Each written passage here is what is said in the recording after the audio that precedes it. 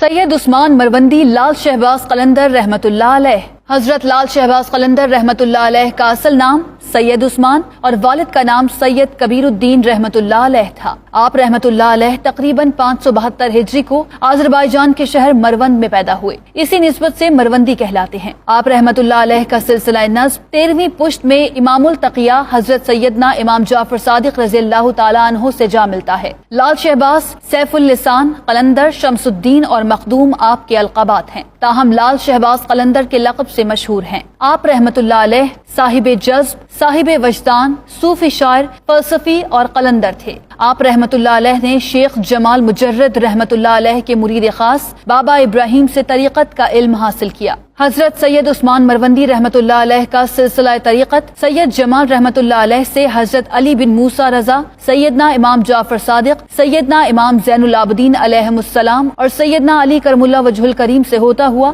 سرور کائنات صلی اللہ علیہ وآلہ وسلم تک پہنچتا ہے۔ آپ رحمت اللہ علیہ کے مریدین میں بڑے بڑے اولیاء کے نام لیے جاتے ہیں۔ آپ رحمت اللہ علیہ کی وجہ سے ہی سندھ میں صوفیانہ شاعری اور سندھی ثقافت ایک واضح شکل و صورت اختیار کر پائی، کیونکہ مخدوم بلاول، شاہ لطیف بھٹائی اور سچل سرمست رحمت اللہ علیہم آپ ہی کے شاگرد ہیں۔ آپ کا مزار مبارک سیون شریف سندھ میں ہے، جہاں ہر سال شعبان المعظم میں عرس پاک منایا جاتا ہے۔